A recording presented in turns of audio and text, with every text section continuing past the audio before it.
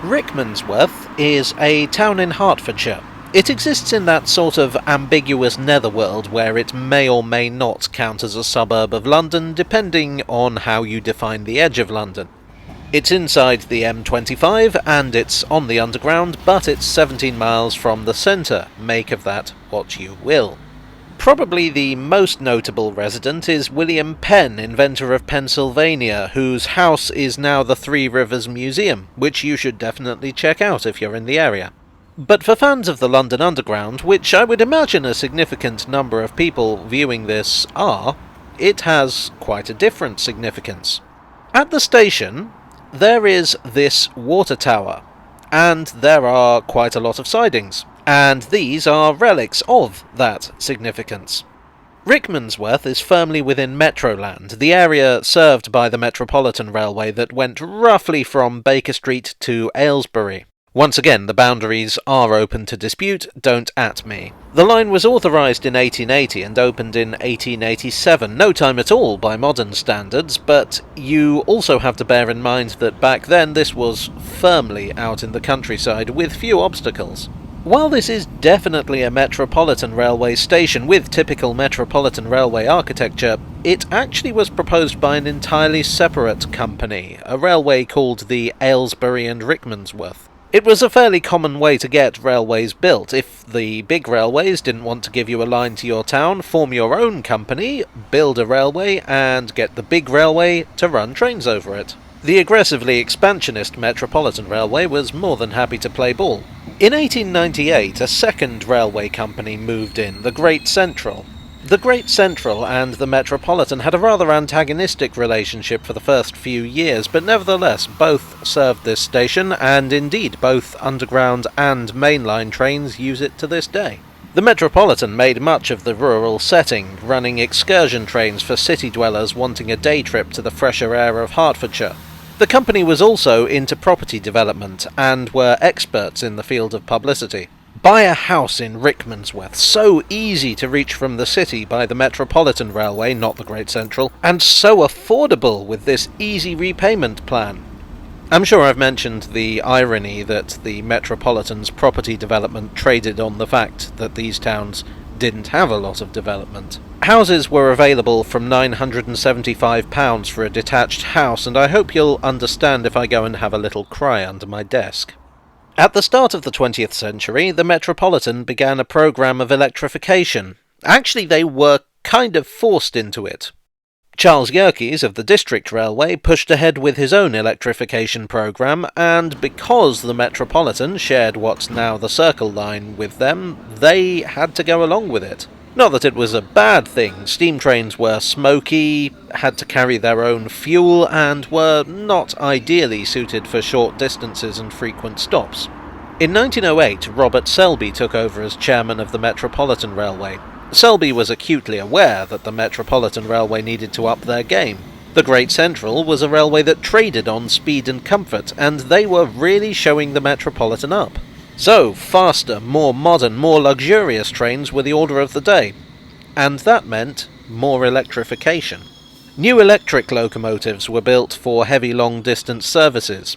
On paper, these were rebuilds of older engines that the Metropolitan already owned. But in reality, this was a clever accounting trick known as lying. These engines were the flagship class of the railway, a symbol of speed and modernity. For services that went beyond the electrified lines, there was the H-class, fast and elegant tank engines. In 1925, electrification would reach Rickmansworth.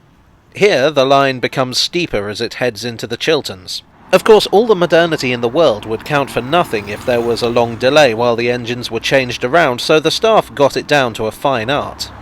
A steam loco, fully cold and watered, would be brought out of the sidings. The train from Baker Street would come into the station. The electric locomotive would be detached and driven off, and the steam engine would back down and be coupled up.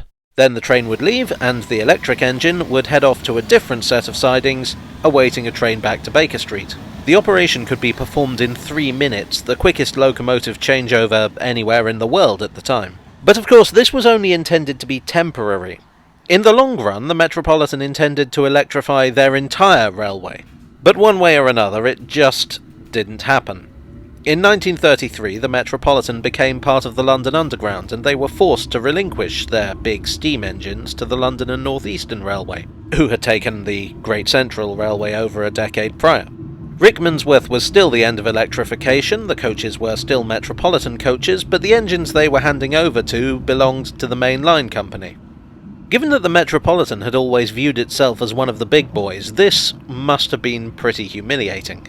But for all the indignities heaped on the Metropolitan by its new masters, they were both on the same page when it came to electrification, and in the 1930s the Underground continued, with plans to put the rest of the line on the juice. And then the Second World War happened. After the war there wasn't much money available for, well, anything to do with transport.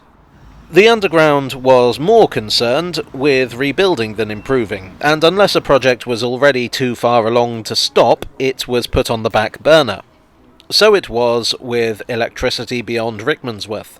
In fact, full electrification would have to wait until the 1960s. It was 1961 when the last steam train ran from Rickmansworth.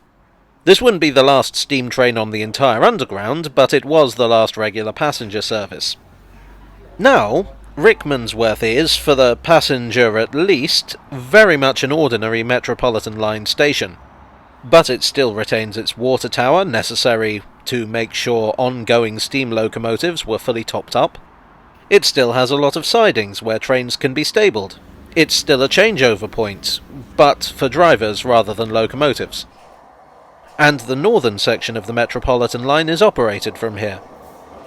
It seems that for all the changes to the Metropolitan line over the past near century, it's still that station of 1925.